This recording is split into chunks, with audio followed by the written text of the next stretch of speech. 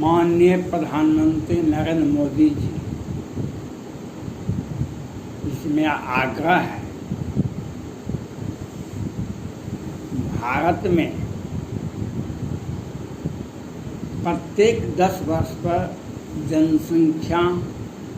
जनगणना किया जाता था। 10 वर्षों पर जनगणना किया जाता। हम लोग भी किए थे, 10 में जनगणना किए थे।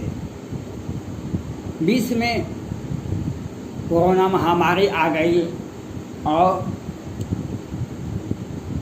जनगणना नहीं हुआ।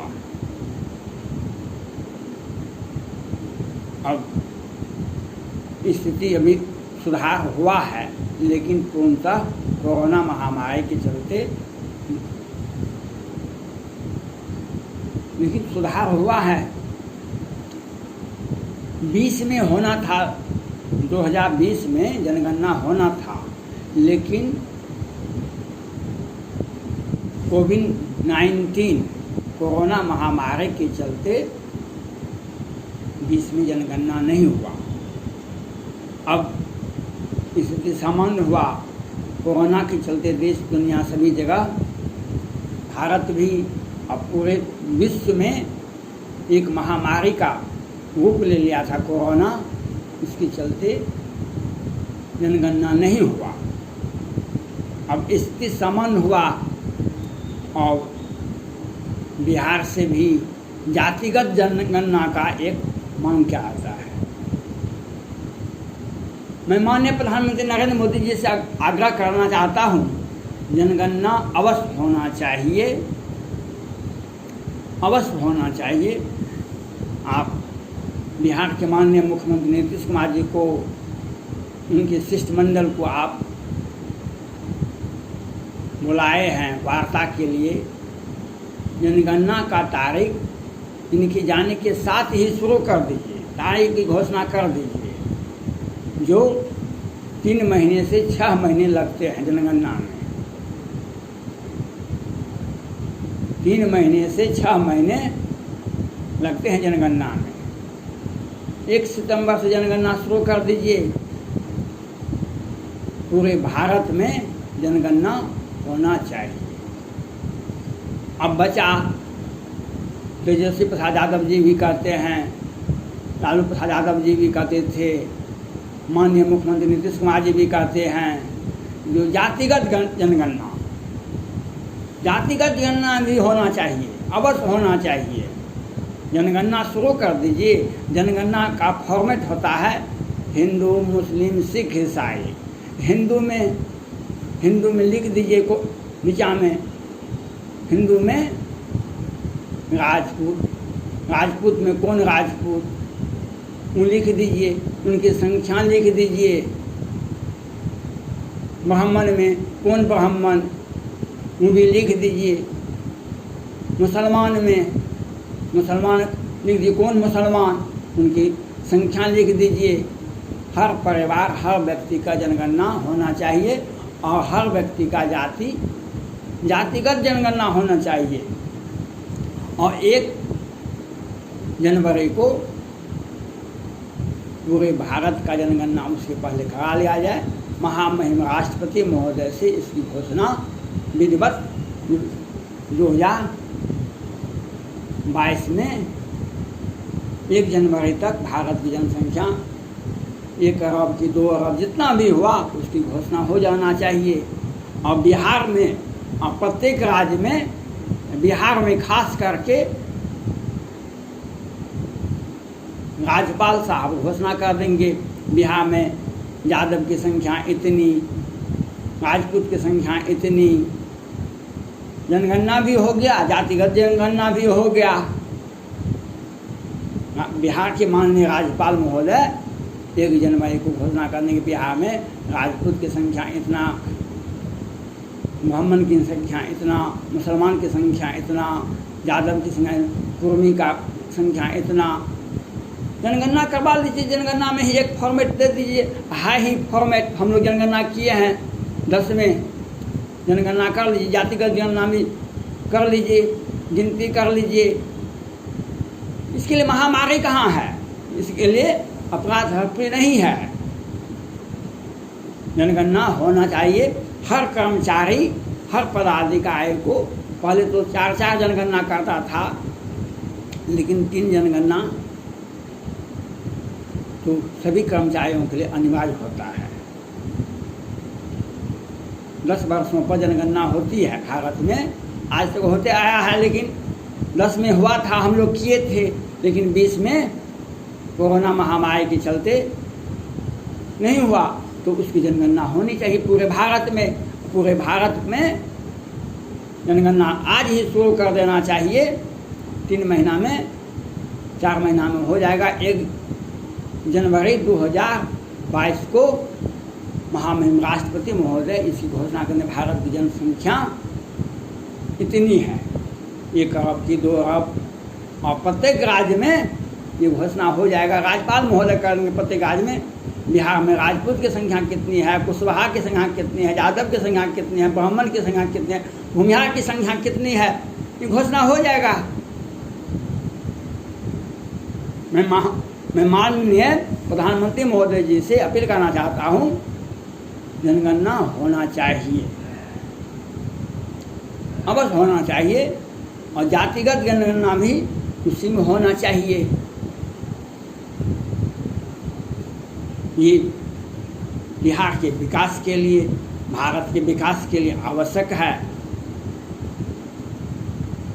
आसाम में रोहिंग्या मुसलमान, पश्चिम बंगाल में रोहिंग्या मुसलमान, किशनगंज बिहार में रोहिंग्या मुसलमान, बांग्लादेशी मुसलमान, सभी का जनगणना होना चाहिए। जो भारत का नागरिक है उसको छांटना है, छांटिए। जो आदमी सामान्य हैं उनको रखिए।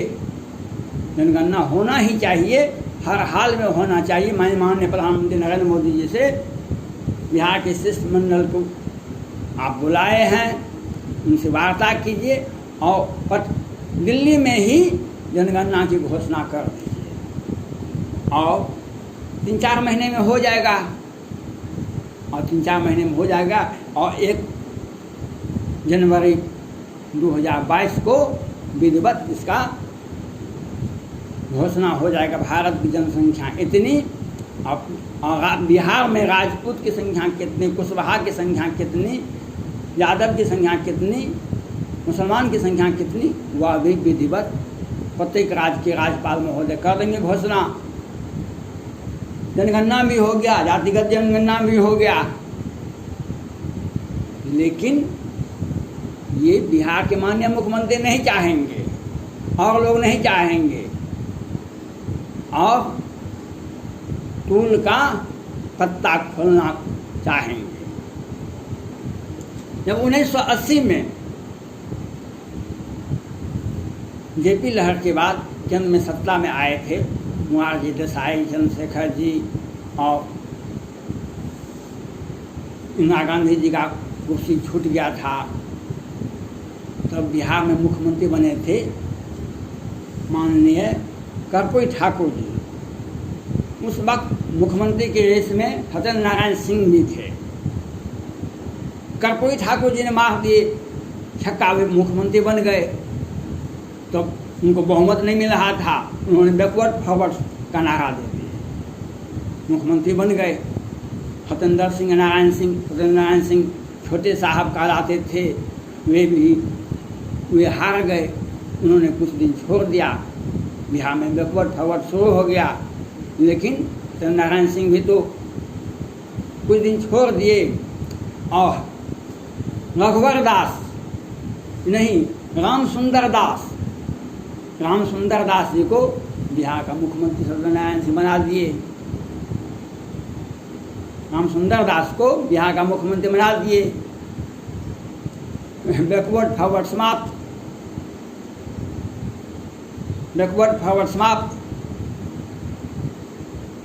90 में बीपी सिंह की लहर हुई, उत्तर प्रदेश में मुलायम सिंह यादव, बिहार में लालू प्रसाद यादव।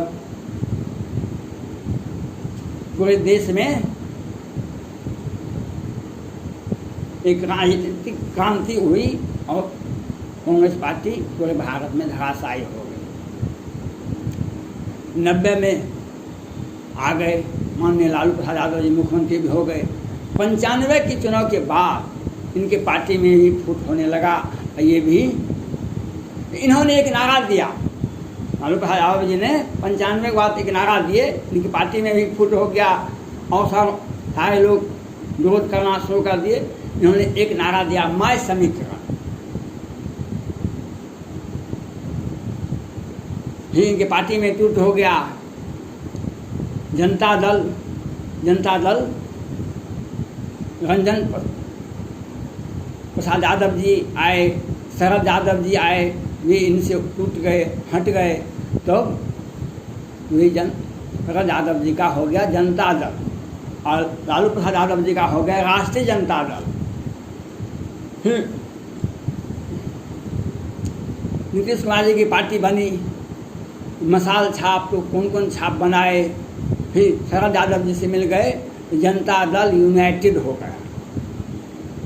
जदयू जिसको आप कहते हैं, जदयू जनता दल यूनाइटेड हो गया। तो सत्ता बदलने के लिए और जनता में जाने के लिए एक एक अपना अपना रास्ता खोजते हैं। बिहार तो राजनीतिक उपजाऊ भूमि है। पूरे भारत में इतनी पार्टी कहीं भी नहीं है, किसी भी राज्य में नहीं है जितना पार्टी बिहार में है। बिहार में जितना पार्टी है उतना पार्टी बिहार भारत के सभी राज्यों मिला करके भी नहीं होगा। और यहाँ से एक यहाँ से कोई राजनीतिक बहुत बड़े पद के लोग नहीं आते हैं। बिहार से प्रधानमंत्री शायद कोई बने हैं कि नहीं बने हैं, नहीं बने हैं। और आगे कितना दिन के बाद ही बनेंगे कि नहीं बनेंगे, लेकिन प्रधानमंत्री का मटेरियल हो जाते हैं यहाँ पर। प्रधानमंत्री का मटेरियल यहाँ पर हो जाते हैं। 14 में भी देखे नीतीश कुमार जी कहते थे, उनका पार्टी का लोग वशिष्ठ नारायण सिंह कहते थे कि प्रधानमंत्री का बेहतर उम्मीदवार नीतीश कुमार जी हैं, उससे नरेंद्र मोदी से अच्छा उम्मीदवार है। इस बार भी कहते हैं। ये नीतीश कुमार जी झारखंड में भी चुनाव लड़ने के लिए गए, पश्चिम बंगाल भी गए, वहाँ पर उनको राजनीतिक कोई लाभ नहीं मिला। अब ये इनका टारगेट है उत्तर प्रदेश। उत्तर प्रदेश में AK शर्मा साहब केंद्र से IAS से रिटायर किए हैं। फोर्स रिटायरमेंट लिए 2 दिन 4 दिन पहले, 1 महीना पहले रिटायरमेंट लिए। उत्तर प्रदेश में गृह मंत्री, कार्मिक मंत्री, उप मुख्यमंत्री बनना चाहते थे। ये उनको नहीं बनाए आदित्यनाथ, माननीय मुख्यमंत्री आदित्यनाथ योगी जी ने। तब फिर मुकेश सहनी जी को भेजा गया। मुकेश सहनी जी को भेजा गया और बिहार से आवाज़ गया, हमको जाने के लिए नहीं दिया, हमारा अपमान हुआ। तो अब उत्तर प्रदेश के माननीय मुख्यमंत्री को भी आने के लिए नहीं देंगे। तो बिहार सरकार जो बैठी हुई है, इनका सोच है हम भारत के नई दिल्ली के तख्त पर झंडा फहरावे। इसके लिए मुकेश सहनी कभी शर्मा जी को, कभी किशोर कुणाल को बहुसम जयंती मनाने के लिए भेजते हैं, कभी उत्तर प्रदेश में मुख्यमंत्री चुनाव लड़ने के लिए आते हैं, कभी झारखंड में चुनाव लड़ने के लिए आते हैं, भाजपा को हराने के लिए। भाजपा हमको सम्मान दे, आधा आधी सीट दे। जैसे बिहार में ये गैर संवैधानिक सरकार है, बिहार में बड़े दल को ही मुख्यमंत्री बनाना चाहिए। बड़े दल को संविधान में नियम है, चाहे भाजपा बनावे चाहे राजद बनावे, 74 सीट भाजपा को है, 75 सीट राजद को है। उनके नेतृत्व में सरकार होनी चाहिए। अब मांझी जी भी कहते हैं हमको मुख्यमंत्री बनने का शौक है। 41 सदस्यीय विधानसभा में आप नीतीश कुमार जी को मुख्यमंत्री कैसे बनाए? ये गैर संवैधानिक व्यवस्था, ये संविधान का ट्रेडिशन नहीं है। और ये लोग जनता को दिमाग भटकाने के लिए और अपना एक कुछ जनता में जाने के लिए एक जातिगत जनगणना चाहते हैं। मैं राष्ट्रीय जनगणना चाहता हूँ। राष्ट्रीय जनगणना के साथ साथ जातिगत जनगणना भी होना चाहिए। धन्यवाद।